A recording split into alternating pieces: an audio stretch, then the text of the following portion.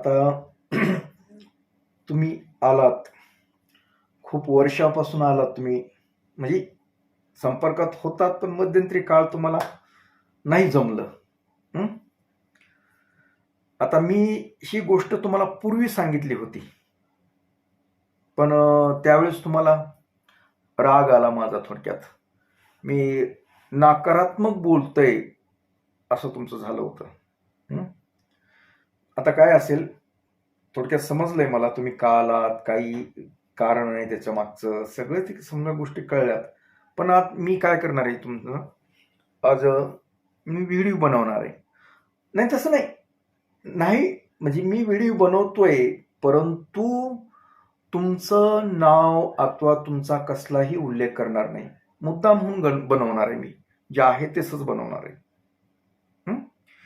कारण इकडे मोबाईल अगोदरच चालू आहे, त्याच्यामुळं काही अडचण नाही. कारण मला अगोदर बोलायचंच होतं, त्याच्यात तुमचं एंट्री झाली त्याच्यामध्ये, म्हणजे तुम्ही आलात बी, तुमचा काय प्रश्न आहे लक्षात आलाय. पण मी तुमचं नाव वगैरे काही घेत नाही, उल्लेख करत नाही. फक्त जी समस्या आहे तुमची आणि मी पूर्वी काय सांगितलं होतं याविषयीच तुम्हाला सांगणार आहे. तर बोलू द्या मला, तुम्ही बी ऐका आणि इतराला बी त्याचा काही फायदा होईल, त्यासाठी मी बोलतो. ओम नमः शिवाय. अवधूत चिंतन श्री गुरुदेव दत्त. मंडळी, आपल्याकडे जी आलेल्या आहेत त्यांच्याबद्दल मी आता नाव वगैरे हा उल्लेख करायचा त्यांना बोललोय, आणि तुम्हाला सुद्धा सांगतो मी त्यांच्या काही नावाचा वगैरे उल्लेख करणार नाही करत. फक्त एक गोष्ट सांगायची.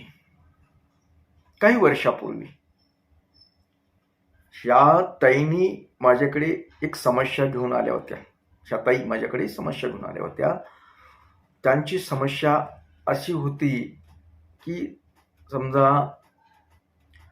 पूर्वी त्यांचं प्रेम प्रकरण होतं आणि ते तोडून त्यांना दुसऱ्या व्यक्तीबरोबर प्रेम संबंध ठेवायचे होते. मग त्याच्याबद्दल त्यांचे होतं की बाबा माझं दोन्ही, मग मी नेमकं कुणाची निवड करू वगैरे अशा गोष्टी सांगितल्या होत्या त्यांनी, आणि मी त्यांना योग्य मार्गदर्शन केलं होतं, आहे ना. तर त्यावेळेस मी त्यांना बोललो होतो की ताई, जी पहिलं आहे त्याची परिस्थितीचा विचार करू नका. त्या पहिल्या प्रेमातल्या तो माणूस म्हणून चांगला आहे का हे महत्वाचं असतं, आणि तुम्हाला जीवनभर साथ देईल का, ह्या गोष्टी मी त्यांना बोललो होतो. याचा विचार करून तुम्ही दुसऱ्या ह्याच्यामध्ये प्रवेश करा, जे तुम्हाला नवीन व्यक्ती, अगर तुमचं काय चाललंय त्याच्यामध्ये. कारण एखाद्याचं मन दुखवून अथवा भावनेशी खिळून तुम्ही असं काही प्रकार करू नका, कारण आज ना उद्या तुम्हाला त्या गोष्टीचा त्रास होईल, असं मी त्यांना बोललो होतो.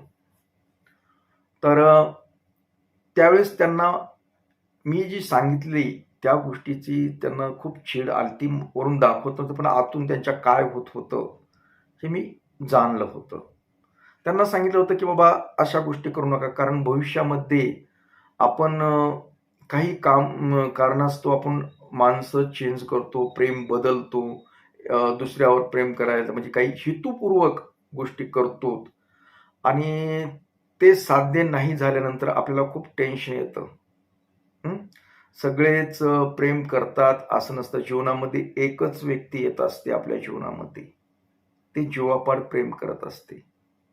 ते ओळखायला शिका. म्हणून जे पूर्वीच आहे ते राहू द्या म्हटलं होतं मी त्यांना, पण त्याने ऐकलं नाही. आणि विशेष म्हणजे मी त्यांना हे प्रेम चांगलं टिकावं, तुम्हाला त्याच्यामध्ये सुख समाधान आनंद राहावा, तुमचं जीवन सफल व्हावं, या गोष्टी मी त्यांना बोललो होतो. आणि आपल्या शंभूचं करायला सांगितलं होतं. खरंय का नाही. तर त्याने ते ऐकलं नाही थोडक्यात. कारण जी त्यांच्या जीवनामध्ये नवीन व्यक्ती आली, तिनं प्रवेश केला, आणि त्यांना वेगळ्या प्रवाहाकडे घेऊन गेली. म्हणजे पित्तर देवबी त्यांचं सगळंच. आणि आजची परिस्थिती काय झाली त्यांची, की त्यांनी पहिलं तर तोडून दिलं, म्हणजे तोडलं, त्या व्यक्तीशी भावनेशी खेळल्या समजा म्हणायला अडचण नाही, तसं राग येऊ नका तुम्हाला. पण नवीन व्यक्तीच्या नादी लागल्या आणि त्यांना त्या नवीन व्यक्तीचं खरंच स्वरूप कळलं, ही कशासाठी आपल्याकडे आली, आकर्षित का झाली आणि तिनं कशा पद्धतीने ह्यांना लुटलं, आर्थिक बाजूत अथवा कशा मानसिक कशा काय त्यांना त्रास झालाय, आपण जास्त विस्तारित सांगायचं नाही. पण त्या नव्या व्यक्तीनं त्यांना आता सोडून दिलंय आणि चांगलं सोडून दिलंय. म्हणजे बऱ्याच त्यांची मानसिक हानी, बदनामी वगैरे अशा गोष्टी होऊन त्यांचं हे तुटलंय. तर त्यांचं म्हणणं असं आहे की आता ह्या नवीन व्यक्तीने जे तोडले त्यांना वर्ष 2 वर्षातल्या ह्याच्यात, तर त्याला शिक्षा व्हावी असं त्यांचं म्हणणं आहे. म्हणून ते आपल्याकडे आलेत की त्याला ती शिक्षा व्हावी.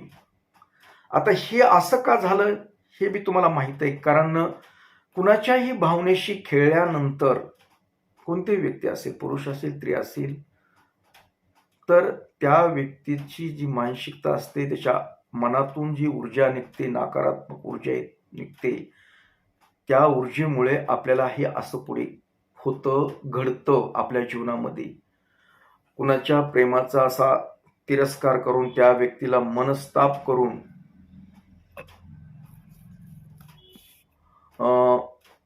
असं नाही चालत. हा त्याचं फळही हे त्यांना.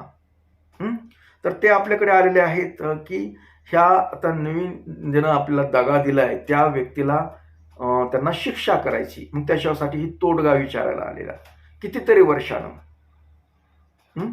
ज्यावेळेस मी सांगितलं की असं करू नका, त्यावेळेस माझं ऐकलं पण नाही. आणि आता ते तोडगा मागायला आलेत माझ्याकडे. आता हे तोडगा कसा सफल होईल, शक्यता कमीच आहे ना, कारण तुम्ही हातानं समस्या निर्माण केली. आता हे तुम्हाला व्हिडिओद्वारे का सांगायचंय यांच्या ह्याच्यातून, की बऱ्याच वेळेस आपण आपल्या हातानं समस्या निर्माण करतो.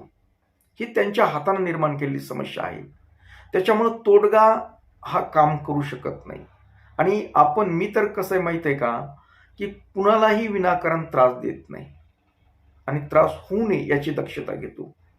जर खरंच तुमच्यावर अन्याय झाला असेल, काही जर झालं असेल, तर मी त्याच्यासाठी प्रार्थना करतो की बाबा तुमच्यावर अन्याय झालाय, तुम्हाला न्याय मिळणं गरजेचं आहे. यासाठी मंत्रसाधना वगैरे करून त्या व्यक्तीला त्याचा म्हणजे न्याय मिळवून देण्याचा प्रयत्न करतो आणि ज्यानं त्याला त्रास दिलाय त्या व्यक्तीला शिक्षा व्हावी यासाठी असतं माझं. पण ही ते चूक यांची ना, ताईची या. नाराज होऊ नका तुम्ही, मी बोलतोय फक्त तुम्हाला, मी सांगतोच उलटी काय करायचं ते, पण मी बोलतोय नुसतं. तर आता उघड उघड यांची चूक आहे, कारण मी ज्यावेळेस यांना सांगितलं त्यावेळेस त्यांनी ऐकलं नाही. मलाच मूर्खात काढून केलं. मलाच मूर्खात काढून त्यांनी म्हणले मला चांगलं भेटतंय तर तुम्ही नाही कसं म्हणता, तुम्ही असं कसं होईल म्हणता. म्हणून त्यांनी माझ्याशी संपर्क सुद्धा बंद केला, म्हणजे केला होता. आता आल्यात परत. म्हणजे कामापुरता मामा असा प्रकार. राग आला तरी उद्या काय अडचण नाही, मी फटकळ तोंडाचा आहे. कारण ज्यावेळेस मला काय वाटतं की ज्यावेळेस सांगतो त्यावेळेस तुम्हाला ऐकायला नको वाटतं. आणि आता म्हणजे तुमच्यावर संकट आलं की परत मला तेच प्रश्न करता तुम्ही, मग काय करणार मी तरी. मला चिड येते, खरं सांगायचं म्हणजे चिड येते अशा गोष्टीची. कारण ज्यावेळेस मी बोंबलून तुम्हाला सांगितलं की नका, हे असं करू नका, एखाद्या व्यक्तीच्या भावनेशी खेळू नका तुम्ही, त्याचं पुढे फार परिणाम होतील तुम्हाला. आणि तेच झालं ना शेवटी. आता ह्याच्यामध्ये शिक्षा का होऊ शकत नाही, की त्या व्यक्तीची काय चूक आहे ज्यानं तुम्हाला आता दगा दिलाय ना. तुम्ही ज्याला दगा दिला म्हणून तुम्हाला हे शिक्षा आहे, तुम्हाला शिक्षा उलटी. त्या व्यक्तीची कसलीही चूक नसताना तुम्ही त्या व्यक्तीला दगा दिला, मग तुम्हाला बी कुणीतरी देणार भेटणच ना. ही उपरवाल्याची आहे ना सेवा सगळी. उपरवाल्याचं लक्ष असतं आपल्यावर.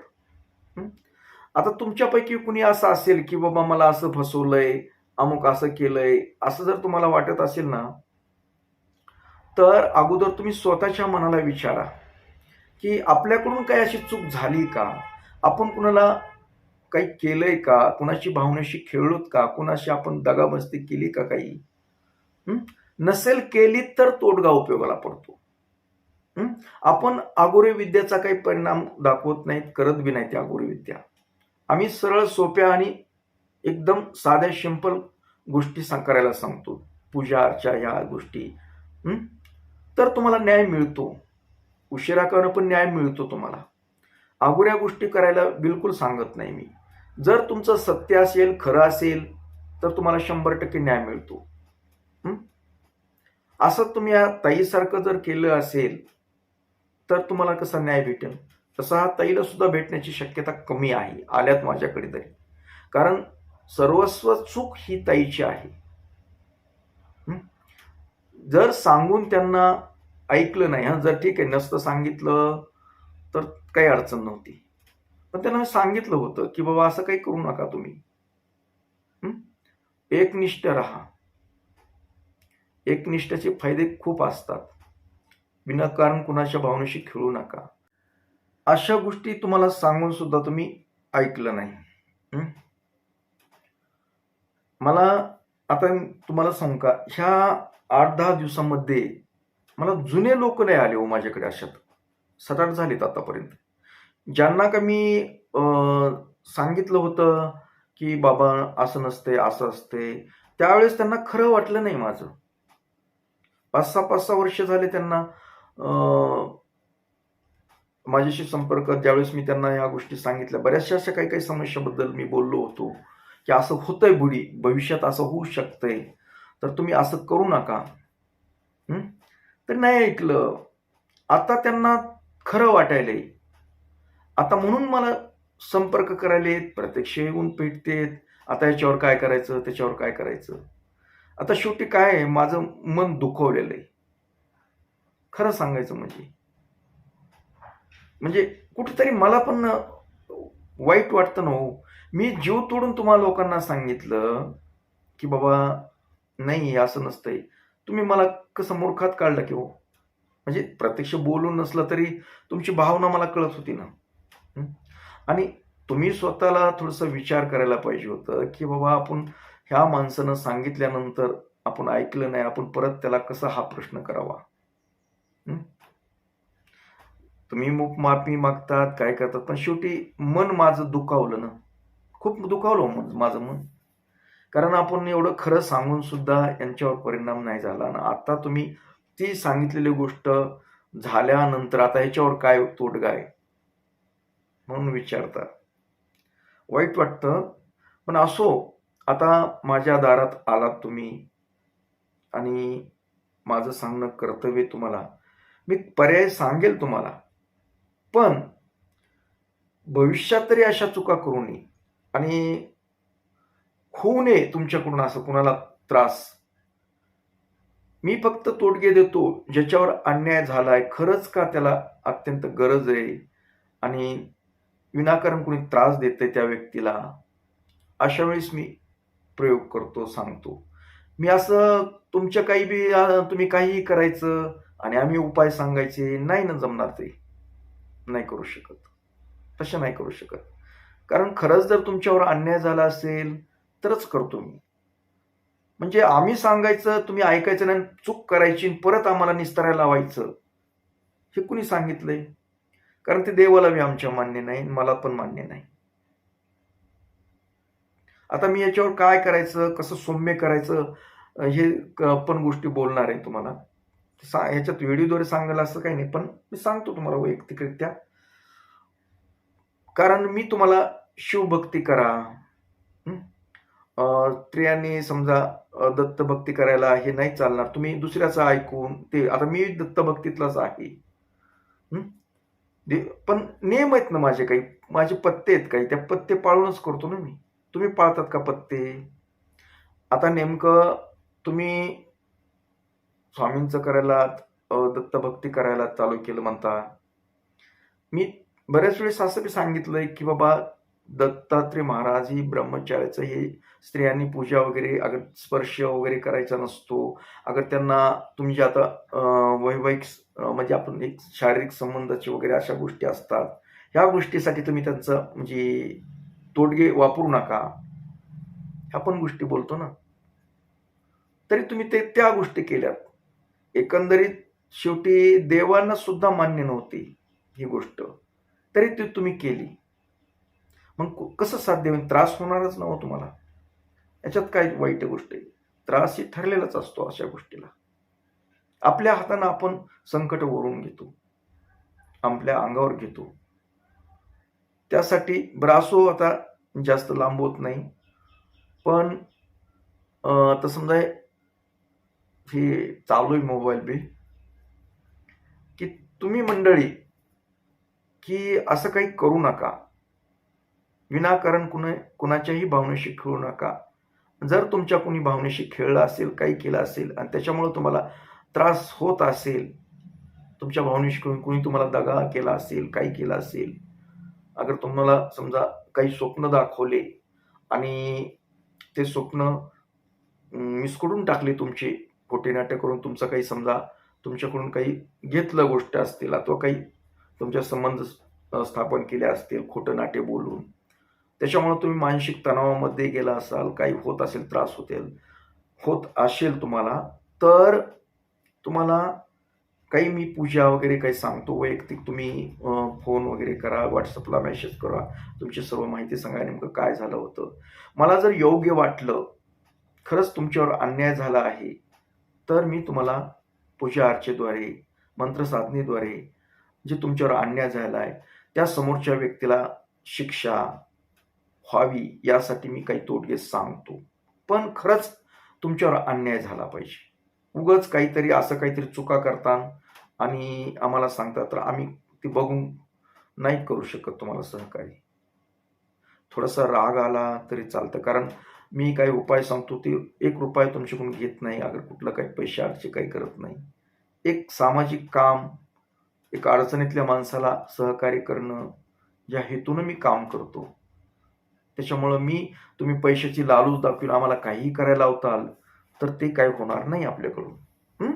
फक्त तुमच्यावर अन्याय झाला, अगर तुम्हाला कुणीतरी फसवलं, खोटं नाटक काही करून जर काही केलं असेल, तर त्या व्यक्तीला शिक्षा होण्यासाठी तुम्हाला काही पूजा अर्चा मी जरूर सांगू शकतो, मंत्र साधना वगैरे करायला सांगू शकतो. पण विनाकारण कुणाला त्रास देण्यासाठी ही आपल्याकडून होणार नाही, एवढी मी तुम्हाला विनंती करतो. आणि त्या संदर्भात मला कॉल बी करू नका, माझ्याशी कॉन्टॅक्ट करू नका, कारण मला खूप अनुभव आलेला आहे पूर्वीचा ह्यांच्यासारखा. त्यांना सांगून आम्हालाच मोर्कात काढून ते करायचे ते केले ना, आता परत म्हणतात की त्या व्यक्तीला शिक्षा व्हावी. जरा माझं मन होत नाही त्यांना काय द्यावा उपाय म्हणून. तरी असो मंडळी, ओम नमः शिवाय. मी जास्त बोलत नाही.